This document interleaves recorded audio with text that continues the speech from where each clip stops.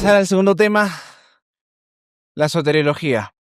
Vamos a la soteriología, hermanos. Un tema también muy importante, amplio. Por cada tema de la soteriología sistemática pudiéramos pasar muchos días, ¿no?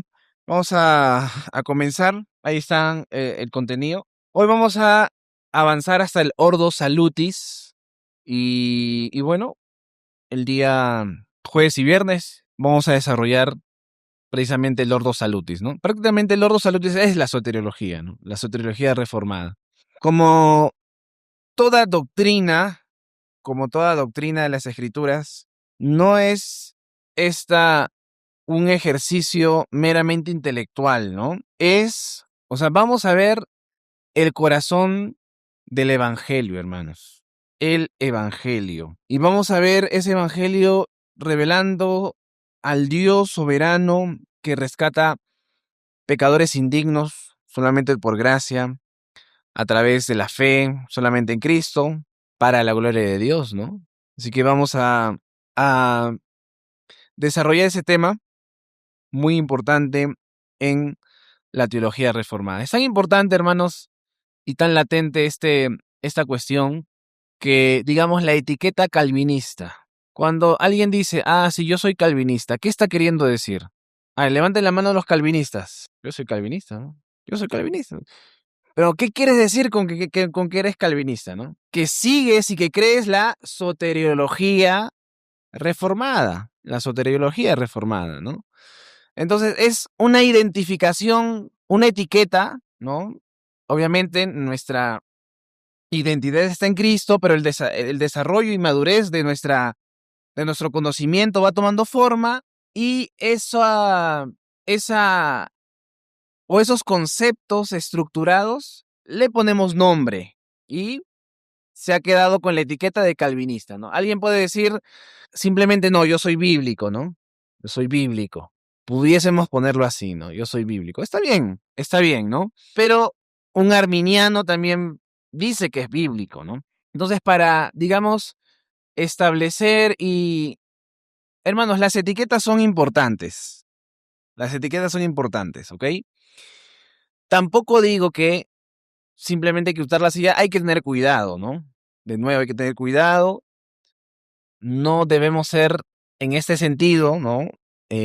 Más, digamos, calvinistas que cristianos, pero es importante esa etiqueta. Esa etiqueta nos, digamos, define mucha de nuestra teología, ¿ok? Ahora, no todo calvinista es reformado, pero todo reformado es calvinista. Incluso en esa declaración alguien puede decir, no, pero hay arminianos reformados, ¿no? Porque incluso Arminio, hermanos, fue reformado en un sentido, ¿no? Él estuvo en la iglesia reformada de Holanda, ¿no? Pero en términos generales, ¿no? No todo, o al menos en términos modernos, no todo calvinista es reformado, pero sí todo reformado es calvinista. Hay matices, por supuesto, ¿no? Por ejemplo, John MacArthur no es reformado, hermanos, no es reformado. John MacArthur no es reformado. Si adopta de manera inconsistente, por supuesto, porque el dispensacionalismo genera muchos problemas con, eh, con el tema de la salvación, pero él acepta, o él aceptaba, ¿no? Porque ya falleció, la soteriología reformada, solo la teología reformada, ¿no? Esto es importante simplemente para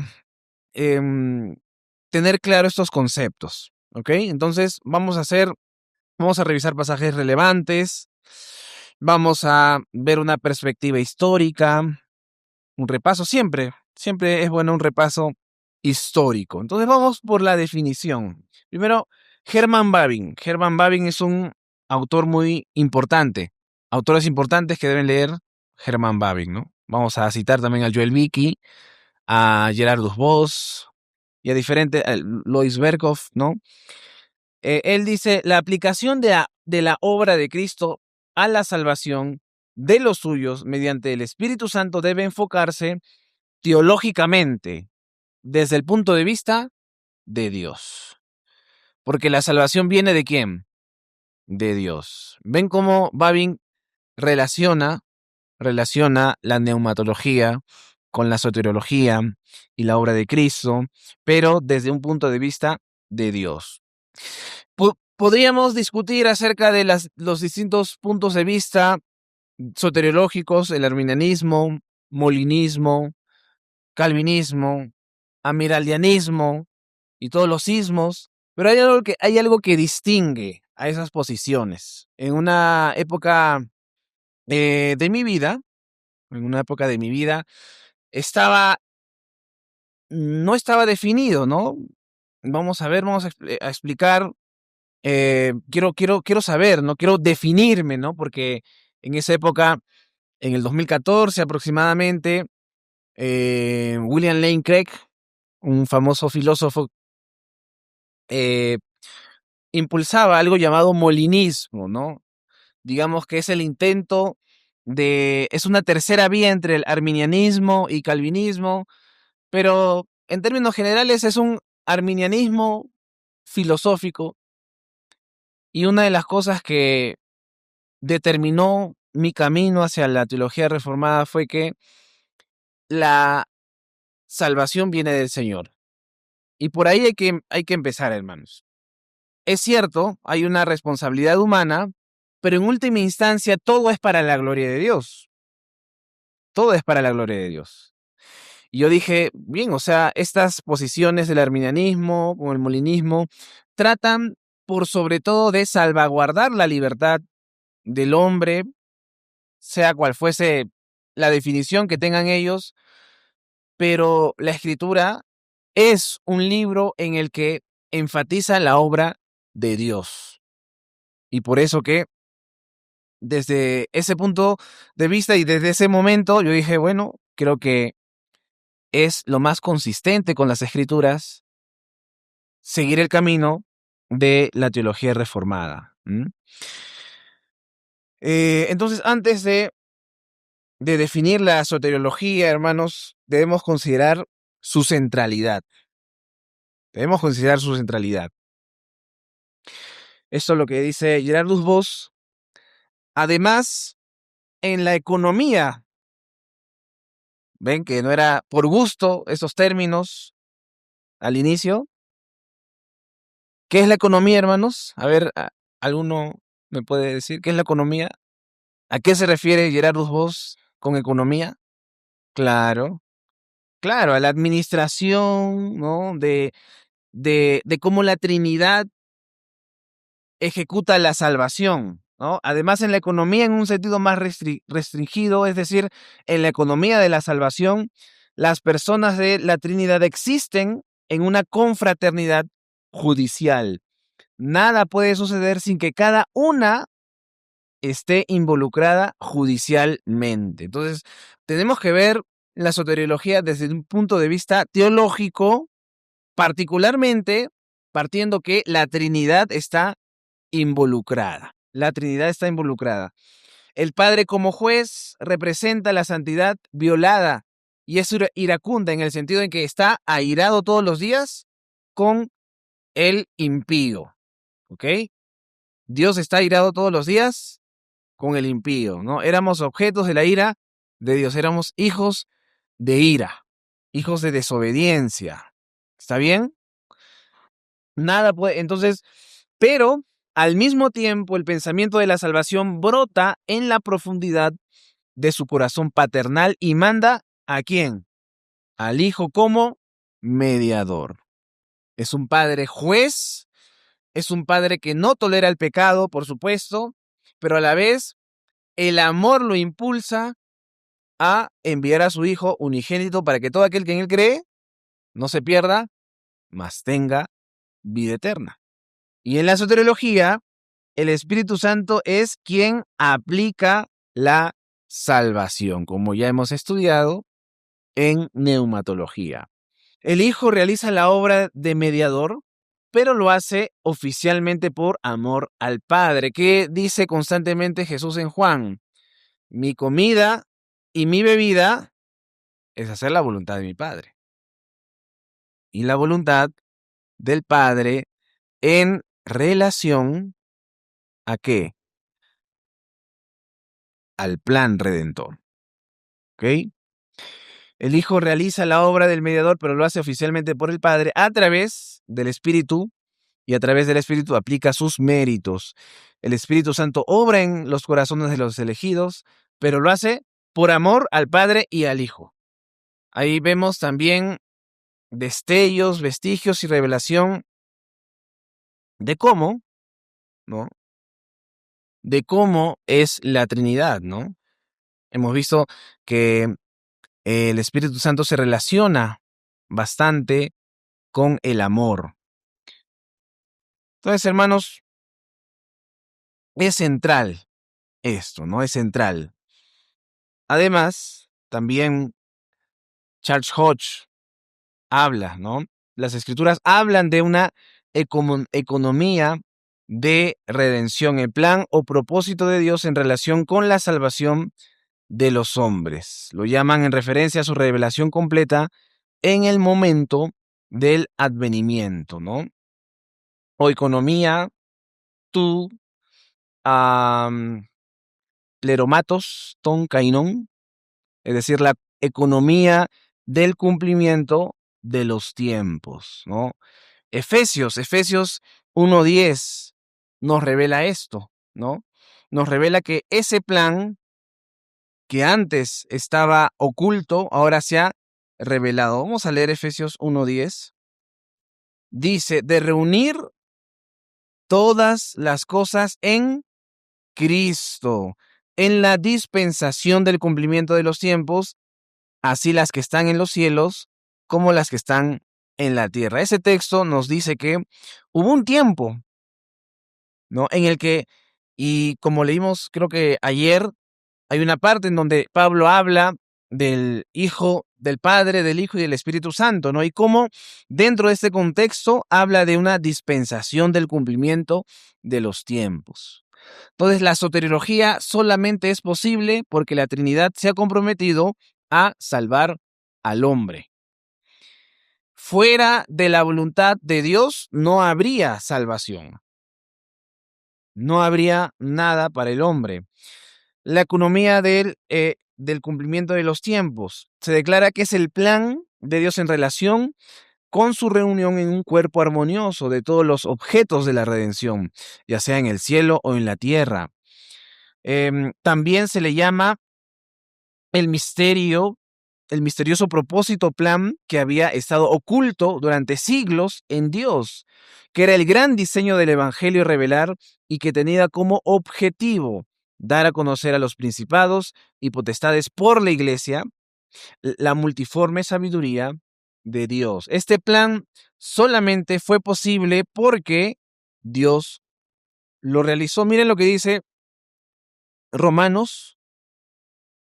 Vamos a Romanos 1. Dice, Pablo, siervo de Jesucristo, llamado a ser apóstol, apartado para el Evangelio de Dios. Y cuando Pablo dice Evangelio de Dios, podemos desgajar varios principios. De Dios. Puede significar que lo planeó Dios, puede significar que provino de Dios y que ese Evangelio también le pertenece a Dios. Este es el Evangelio, hermanos, no se le hubiese podido ocurrir al ser humano. Por eso que es de Dios, oculto, prometido en las Sagradas Escrituras y cumplido en Cristo Jesús. Esta economía o ejecución del plan de redención ha sido finamente controlado por el Señor, revelado en Génesis 3:15, un texto importante, el protoevangelio. Y de ahí en adelante se da la historia bíblica de cómo el Señor poco a poco preparó todo el terreno para la venida del Mesías. Y recuerden, hermanos, hay un hecho histórico, y ese hecho histórico implica una interpretación teológica que, sobre todo las epístolas, nos dan. Por eso es que creemos en un Jesucristo histórico, que es a la vez el Cristo de la fe. Creemos que fue crucificado y que ese hecho histórico tiene un significado relevante para nuestras almas. Hay que creer lo que dice la Escritura. Después de que el hombre cayó, recibió la promesa y en base a esa promesa el Señor hizo su obra. No debemos desconectar las historias o los relatos bíblicos. En un sentido, ¿cuántas historias hay en la Biblia, hermanos? ¿Cuántas? Una nada más. Una historia bíblica. De Génesis, Apocalipsis, es la historia es la historia de la redención del hombre por medio de Jesucristo. Por eso que la Biblia es, digamos, en un sentido, un libro soteriológico donde habla de la salvación del hombre. Génesis 3, la caída, y ahí en adelante, las promesas del Señor, la paciencia del Señor, la obra de Jesucristo. Recontando nada más, luego murió Abel, Caín fue desechado, nació Set, de Set, del linaje mismo de Noé. Noé tuvo 3 hijos, uno de ellos era Sem, de Sem sale Abraham, de Abraham sale Isaac, de Isaac sale Jacob, de Jacob salen las 12 tribus de Israel, y una de ellas es Judá, y ahí sale nuestro amado Señor Jesucristo. Entonces, la historia que vemos en el Antiguo Testamento no son simples historias así como para entretenernos, ¿no? Eso lo tienen que tener en claro los profesores de escuela dominical. A ver, vamos a aprender vamos a aprender cómo Abraham obedeció, ¿no?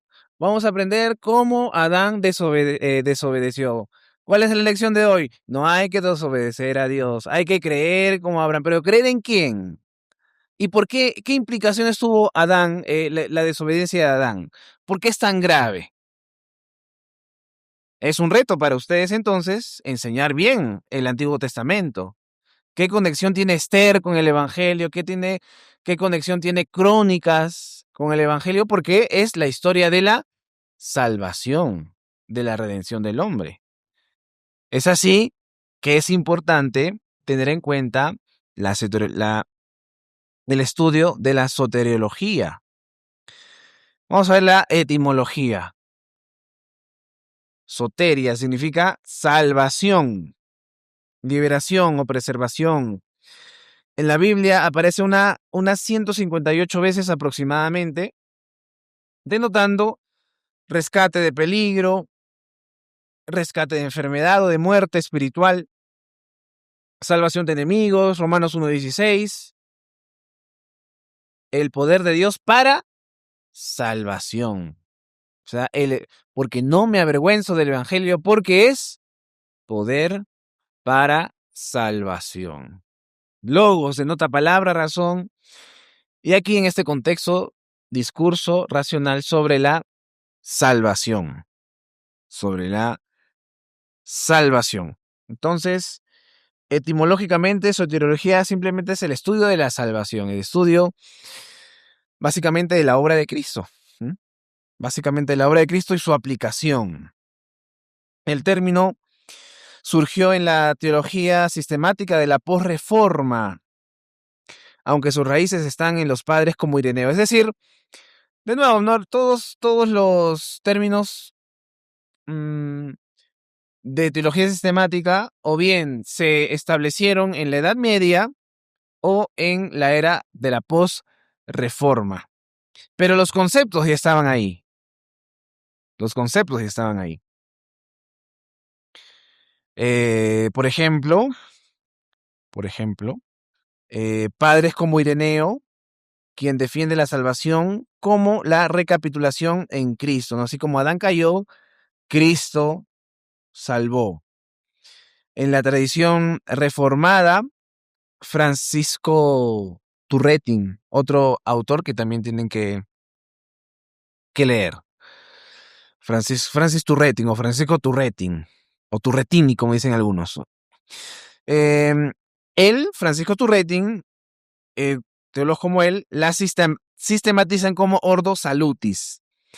El término fue introducido principalmente por teólogos luteranos de la ortodoxia luterana en el siglo XVII, específicamente por Abraham Colavius, un teólogo alemán, uno de los más importantes, que lo utilizó en su obra Systema Locorum, Theologicorum, publicada entre 1655 y 1677. Lo empleó para designar la sección de su teología sistemática dedicada a la doctrina de la salvación. Como dije, aunque no se haya utilizado el término, desde la época de los padres de la iglesia el tema se ha desarrollado, porque era un tema importantísimo. Louis Berkhoff dice, la soteriología trata de la comunicación. Y cuando pensamos en la comunicación, ¿en quién pensamos? No en qué, sino en quién. ¿En quién? En la comunicación de los bienes que Cristo ganó por nosotros.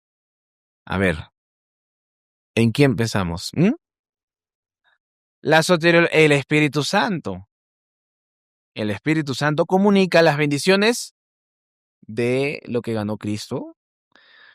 Entonces, la soteriología trata de la comunicación de las bendiciones de la salvación al pecador y su restauración al favor divino y a una vida íntima con comunión con Dios. Presupone el conocimiento de Dios como la fuente suficiente de vida, fuerza y felicidad para la humanidad y la absoluta dependencia del hombre de él para el presente y el futuro. Dado que trata de restauración, redención y renovación, solo puede entenderse adecuadamente a la luz de la condición original del hombre, creado a la imagen de Dios, y de la subsiguiente perturbación de la relación adecuada entre el hombre y su Dios por la entrada del pecado en el mundo. Entonces, ¿qué presupone la salvación? ¿Quiénes necesitan ser salvos? Los que están en peligro. Es como cuando en la primera pregunta del el catecismo de Heidelberg o el catecismo ortodoxo preguntan, ¿no? ¿Cuál es tu único consuelo tanto en la vida como en la muerte? ¿Quiénes necesitan consuelo? Los quebrantados, los afligidos. Entonces, la salvación o el consuelo, como en el caso del catecismo de Heidelberg, implica necesariamente una aflicción. ¿Qué aflige al hombre? El pecado, ¿no? El pecado. Y cuando estudiamos soteriología, asumimos que hay un problema en el hombre, grave, y que solo Dios puede salvar. Al definir el contenido de la soteriología, es mejor decir que trata de la aplicación de la obra de la redención que de la apropiación de la salvación. Lo que dice ahí Berkhoff es, más que el hombre apropiarse de la salvación, es más bien que el hombre espera la salvación del Señor. O sea, la salvación se aplica más que una apropiación. El asunto debe estudiarse teológicamente, no antropológicamente. La obra de Dios, más que la del hombre, ocupa un lugar central. Y si empezamos antropológicamente, si es que cabe la posibilidad, ¿cómo iniciamos? Bueno, vemos al hombre, está caído. Y es incapaz, por lo tanto necesita de la ayuda del Señor, ¿no? Entonces, eso es la soteriología. Eso es la soteriología. Vamos. La soteriología. Vamos a la historia de la soteriología. Y antes de pasar a los padres de la iglesia, tenemos que ver que la soteriología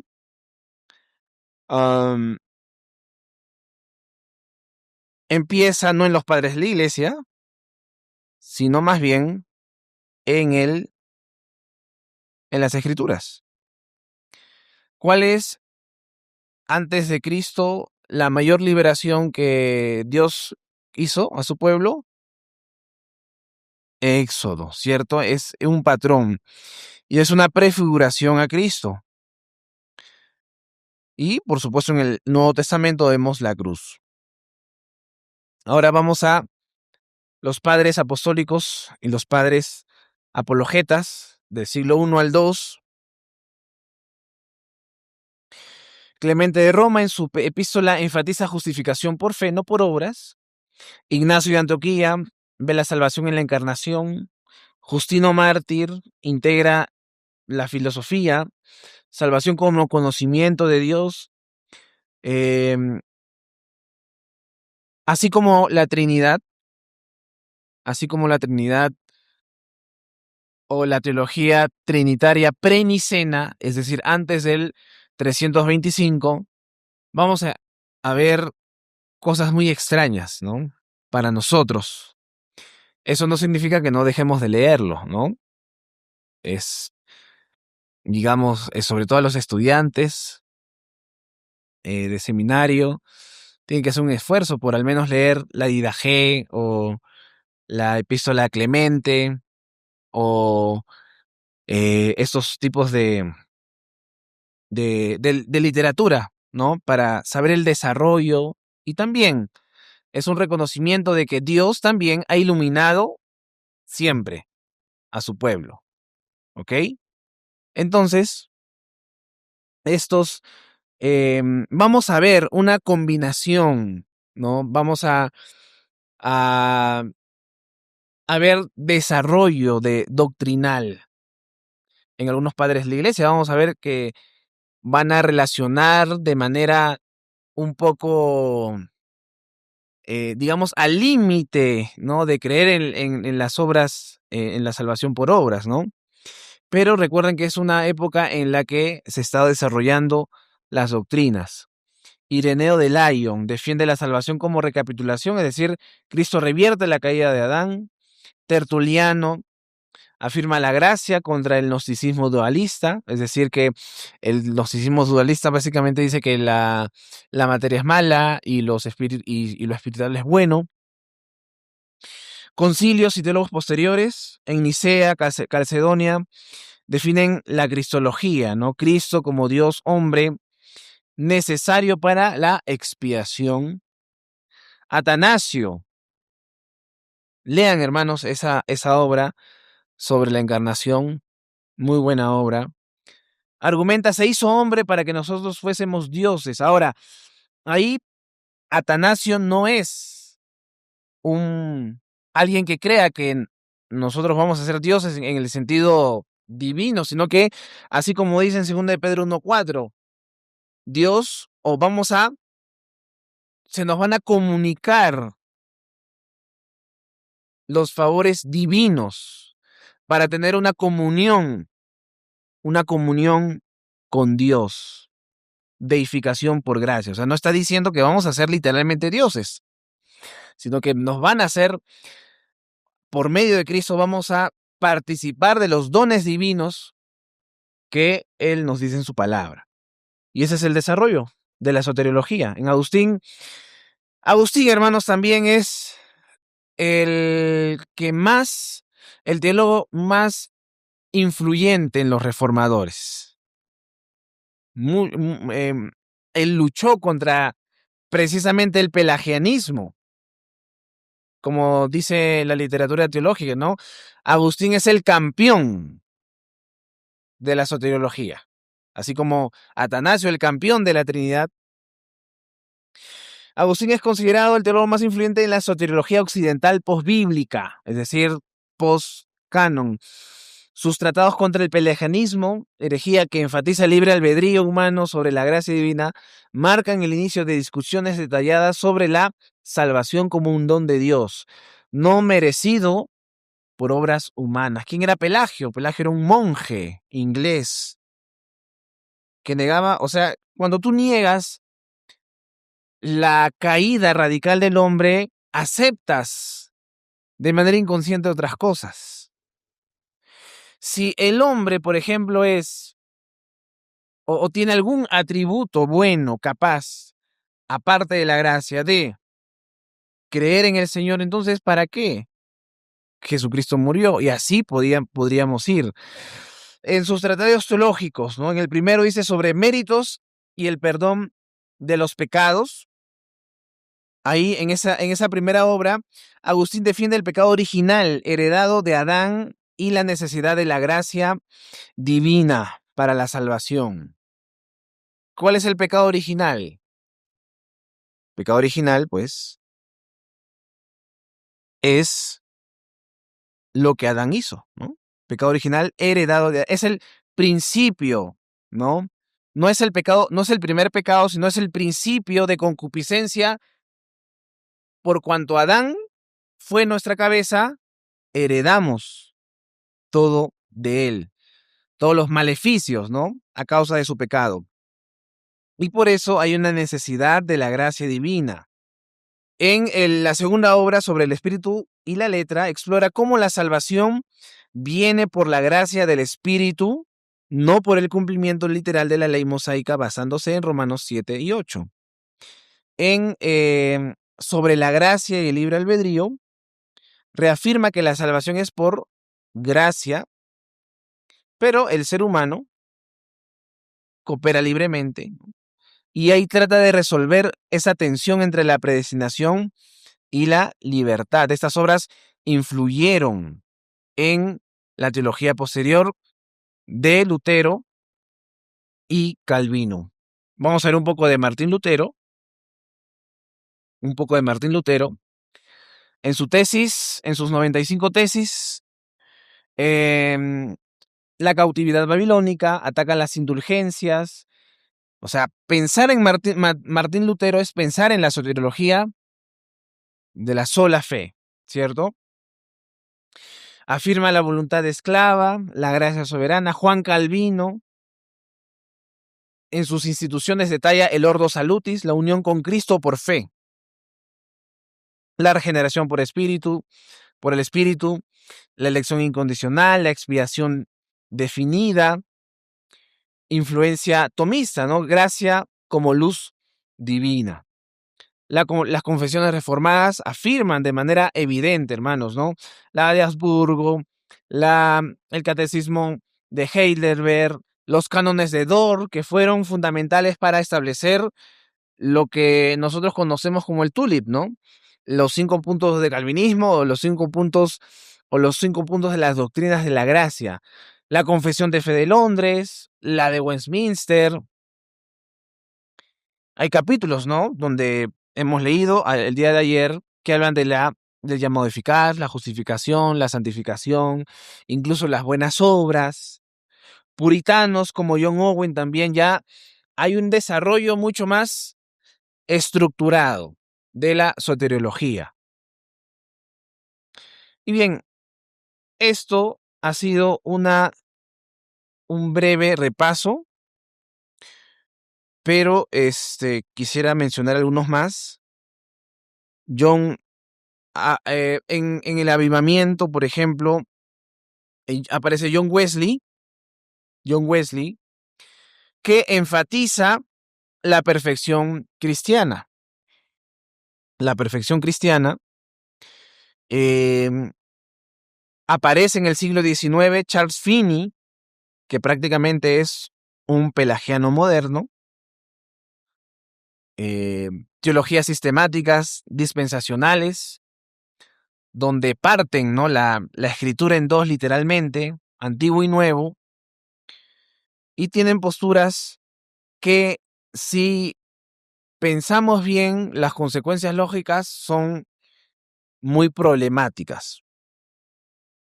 Entonces, hay unas implicaciones prácticas y pastorales.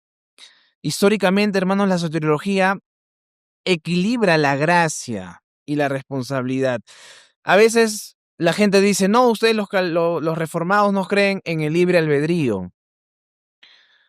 Respóndanle ustedes, sí, yo sí creo en el libre albedrío, pero probablemente no tengamos la misma definición. O pregúntale, ¿a qué te refieres con libre albedrío?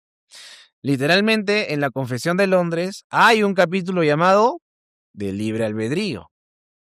Entonces sí creemos, solamente que ellos tienen un concepto diferente, ¿no?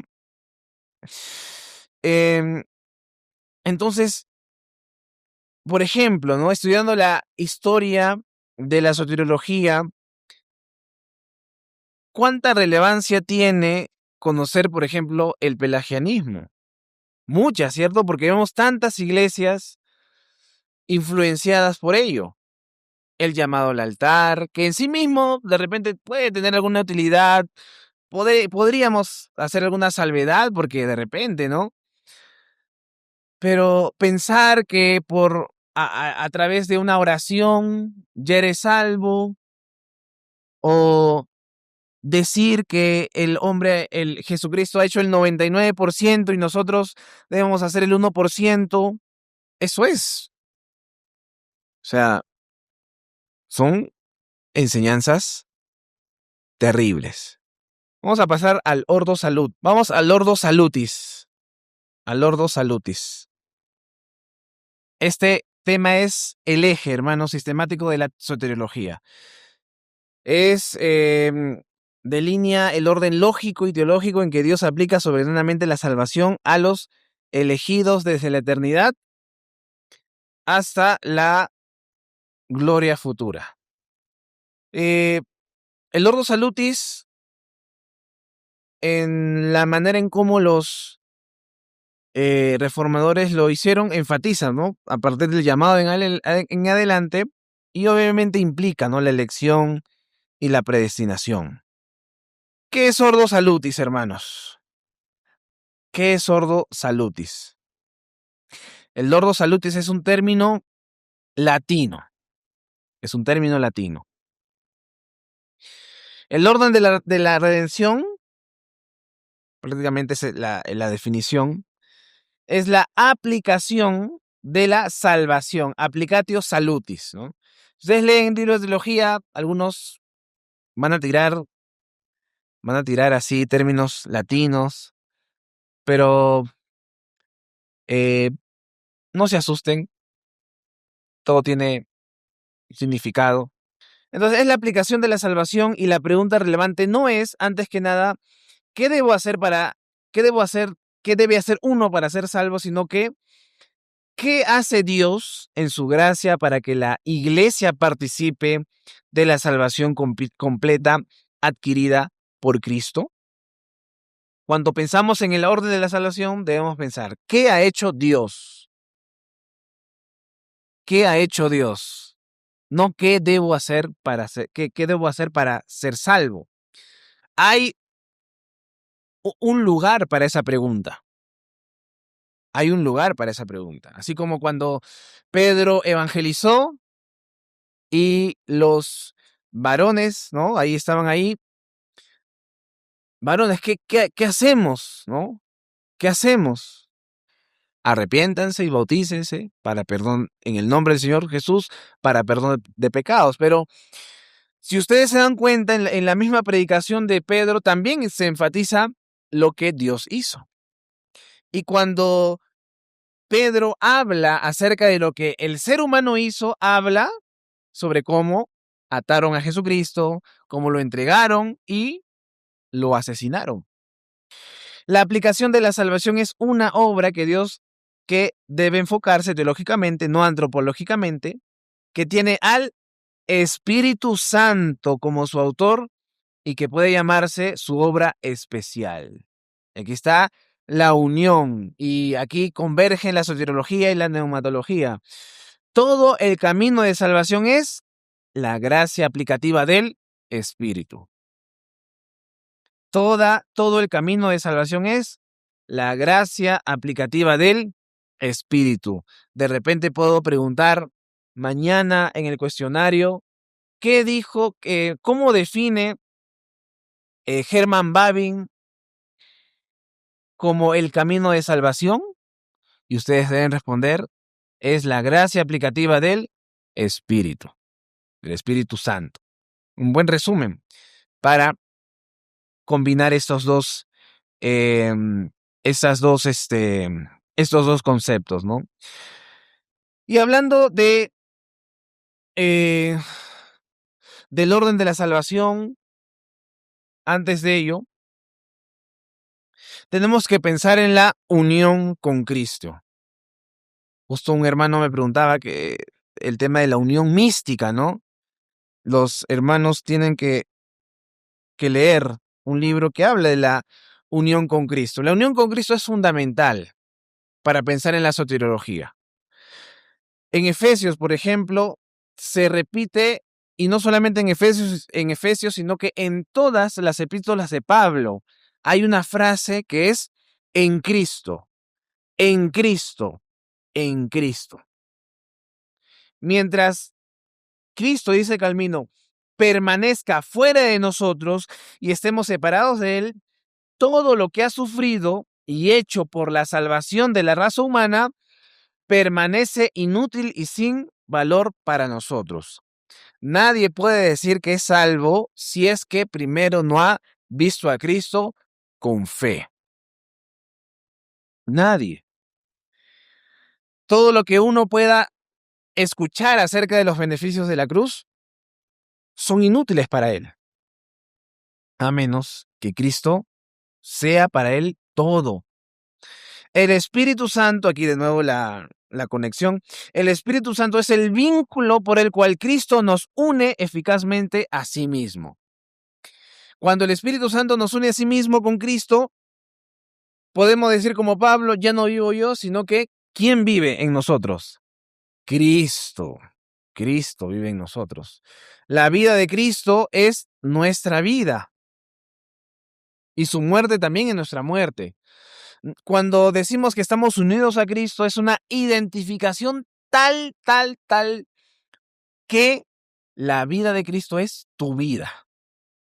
Como dice Colosenses también, Cristo, nuestra vida, está arriba, escondida en Dios. Por eso que es fundamental pensar en Cristo. Vamos a ver un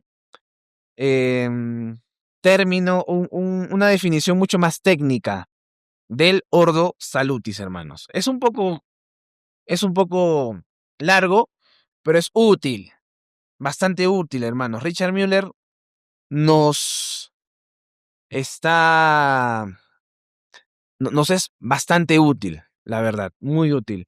Ordo Salutis. Ordo Salutis, al igual que la soteriología, es un término también, su término latino, acuñado en la teología post-reforma. Post-reforma. Describe el orden lógico de los actos divinos en la salvación individual. Dice Richard Müller, término aplicado al orden, miren, temporal de causas y efectos. Término aplicado al orden temporal de causas y efectos. Entonces, lo que se predestinó, lo que se decretó en la eternidad, se aplica en el tiempo. Desde antes de la fundación del mundo fuimos escogidos, ¿cierto? ¿Cuándo fue la elección? Antes que todas las cosas fuesen. Pero Dios, a su tiempo, aplica estas cosas a cada creyente, a cada elegido. Elegidos desde antes de la fundación del mundo, pero esa elección se ejecuta por medio de estas causas temporales y efectos, mediante el cual se logra la salvación del pecado. Ahí está, ¿no? Por eso que el orden de la salvación implica la eternidad pasada, la eternidad futura, pero comienza con el llamamiento. ¿El llamamiento cuándo es? Hablamos que el llamamiento es una obra particular. En el tiempo te evangelizaron. ¿Qué día? ¿Qué año? ¿La hora? Tú la sabes o de repente te has olvidado, ¿no? Tienes ahí alguna noción del año al menos, pero ahí fue la aplicación de lo que ocurrió en la eternidad, ¿no? El llamado, vocatio, ¿no? Regeneración, adopción, conversión, la fe, que también implica el arrepentimiento, la justificación, la mortificación, la renovación, la santificación y perseverancia. Entonces, cada causa tiene un efecto, ¿cierto? El llamado tiene el efecto de la regeneración, ¿cierto?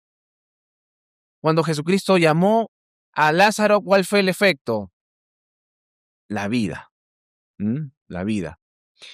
La disposición real de los diversos elementos del ordo, es decir, el llamamiento, varía de un sistema a otro.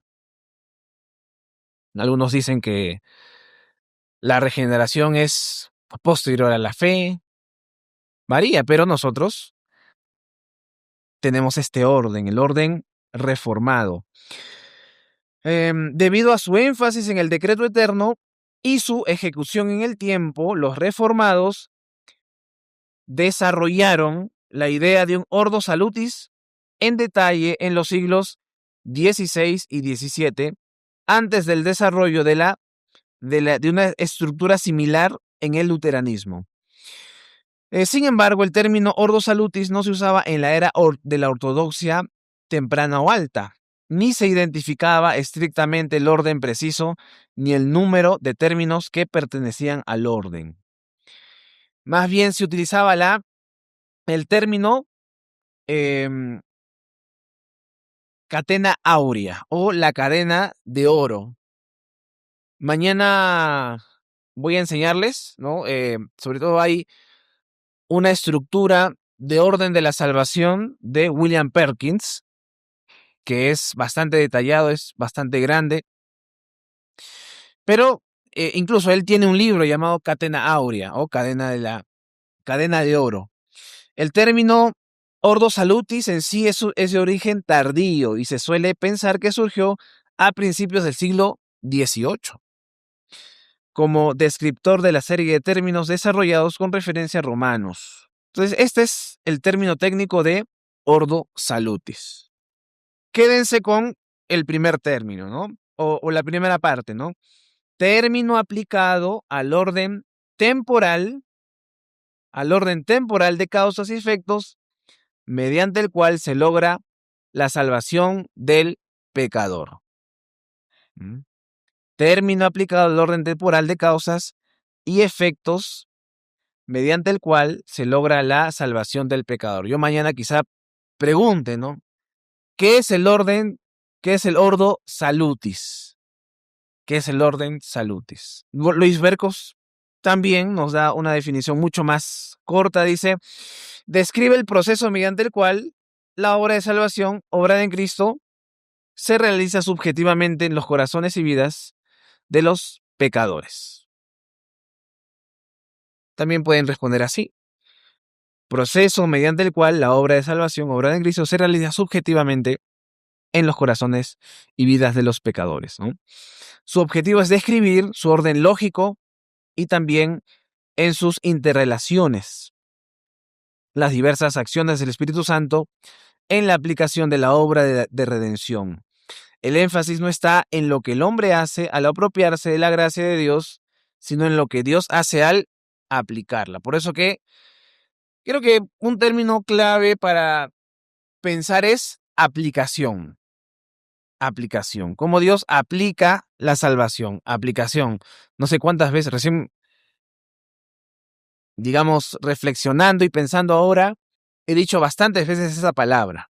Aplicación. Aplicación de la salvación. Proceso por el cual Dios aplica su salvación a mi vida.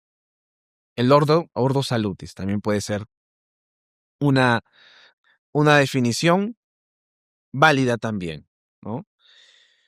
Ahora, hermanos,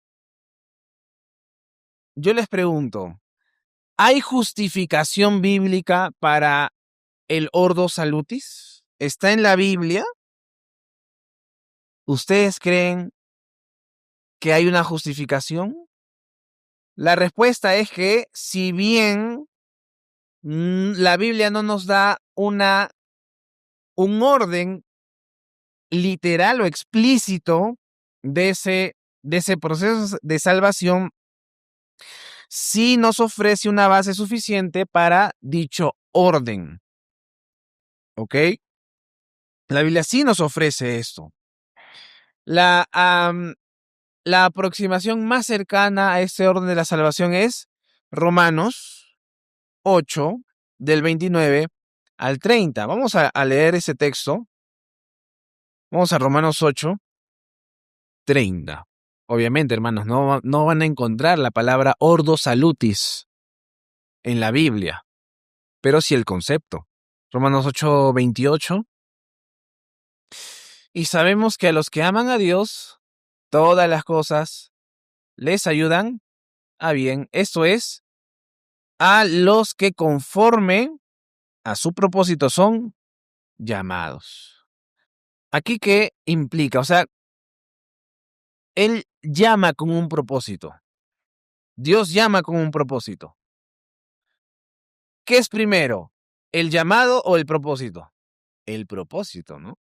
Entonces, ya de ahí, con una reflexión bíblica, podemos decir que primero hay un propósito.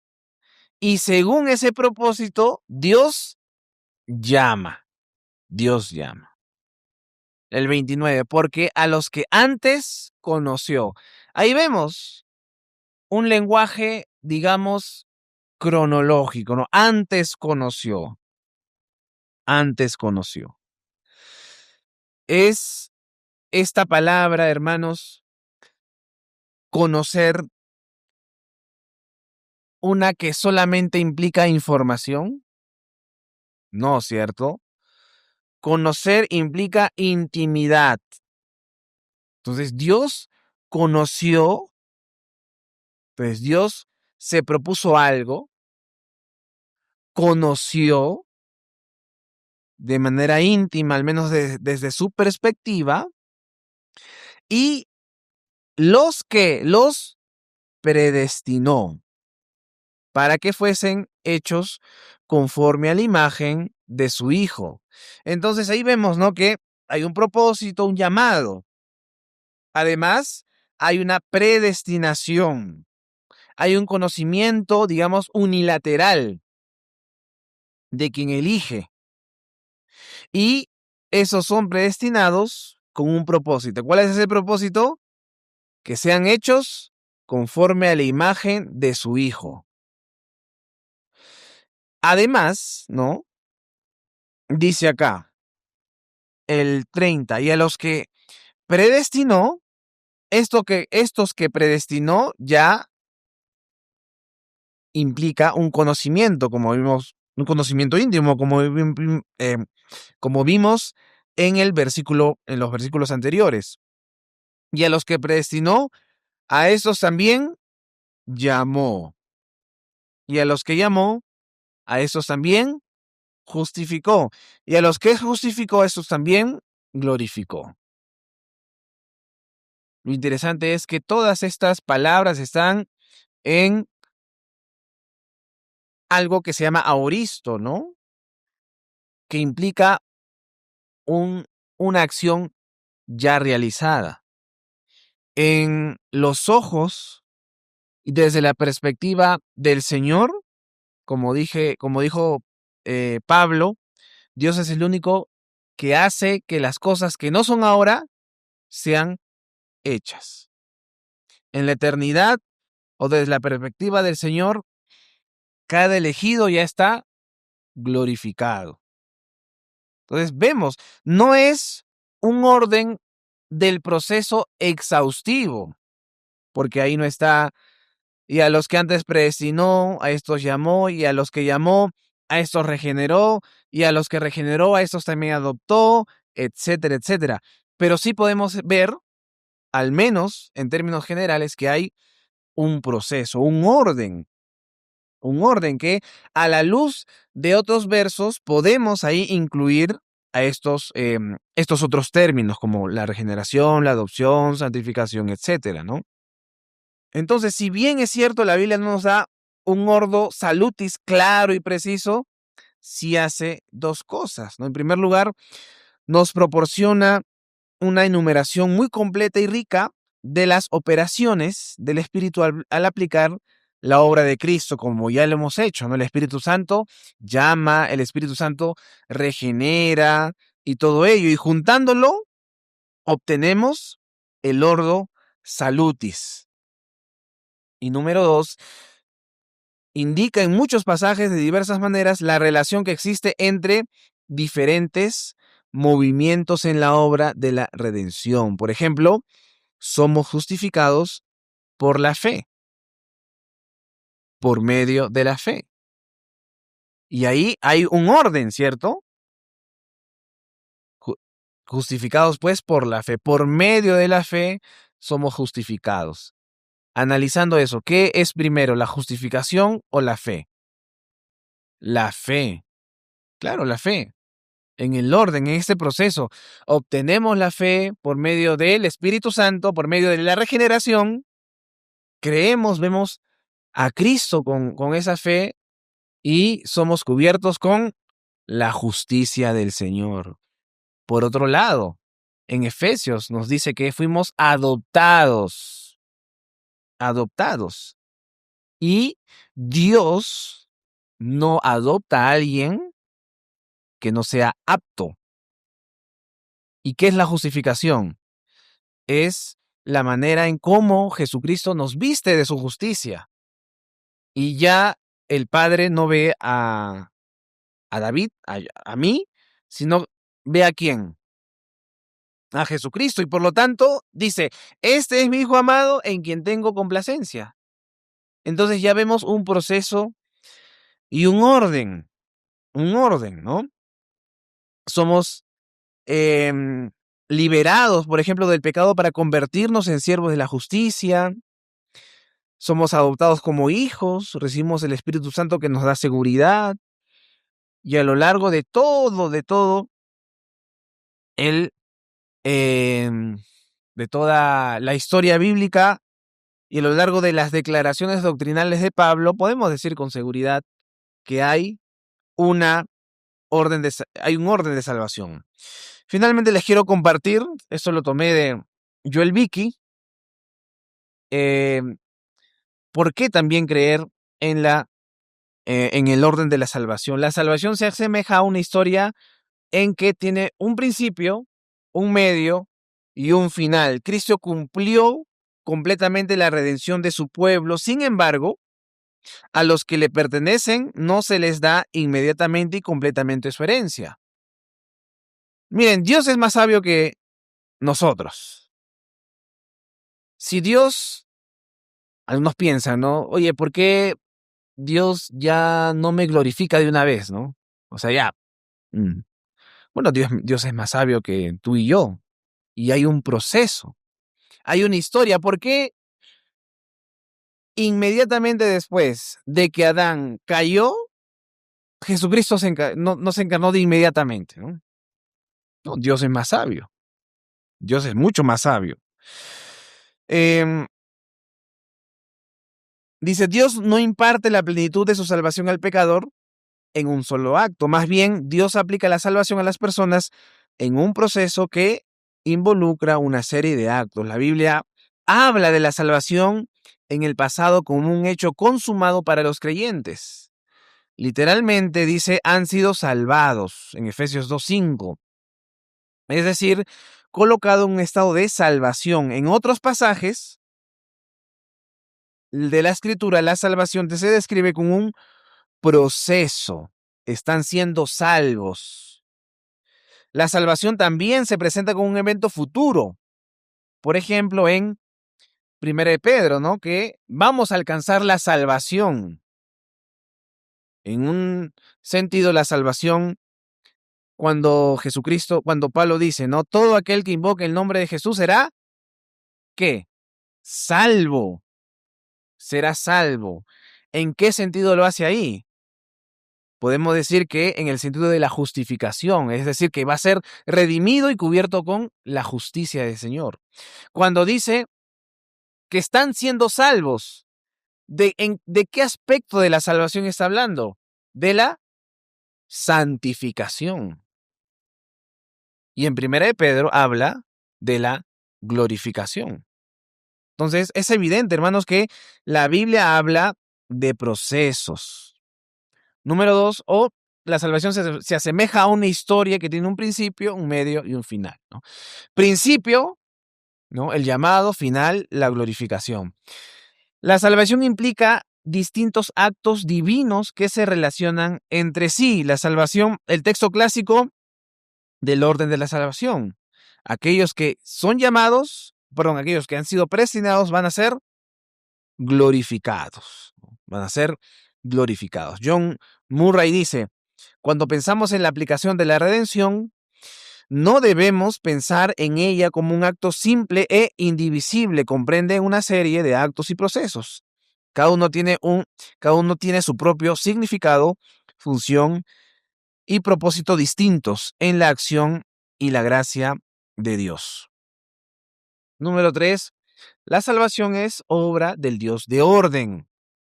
Pablo dijo que Dios es un Dios de orden, no de confusión, o un Dios de paz, claro, y dice, por tanto, hágase todo decentemente y con orden. El Señor no creó el mundo al azar. Tuvo un proceso. ¿Acaso ustedes no creen que Dios hubiese creado todo en un solo acto? ¿Por qué se tomó 6 días? Dios es más sabio que tú y yo. ¿Por qué Dios no me salvó 10 años antes? Bueno, Dios es sabio. Lo hace todo en orden. Como dice un himno, ¿no? Entenderemos nuestras angustias, entenderemos nuestro pesar. En el cielo, ¿no? En los cielos nuevos y tierra nueva. Pero lo que se nos revela es que Dios es un Dios de orden. Y más sabio, la salvación es una obra de nueva creación. Y también exhibe un orden divino. Número 4. El conocimiento del orden de la salvación nos preserva del error. Por ejemplo, si creemos que la fe tiene prioridad sobre la regeneración, implicamos que la salvación no está bajo el poder de Dios, sino que está soberanamente determinada por la voluntad del hombre. Si creemos que la fe va primero, ¿quién tiene el poder de ser salvos en realidad? El hombre, ¿no? Yo quiero nacer de nuevo. Si alguien lo dice sinceramente, ya ha nacido de nuevo, pues, ¿no? Si separamos el arrepentimiento de la fe salvadora, podemos ser propensos a garantizar la salvación a personas que todavía no se han arrepentido de verdad. Si no distinguimos la justificación de la santificación, hermanos, vamos a terminar siendo legalistas. Y finalmente, Dios desea que su pueblo medite y experimente cada bendición distinta, ¿no? Él podría haber planeado y ejecutado la salvación de su pueblo sin revelarles mucho al respecto. Simplemente nos hubiese dicho, tú eres salvo ya, y punto, nada más. No, pero el Señor nos ha revelado un proceso. Hay que apreciar entonces cuando el Señor nos dice, hemos sido elegidos desde antes de la fundación del mundo, y decir, gloria a Dios por ese gran misterio, por su soberanía, gloria a Dios por mi regeneración, gloria a Dios porque Dios me ha llamado, ¿no?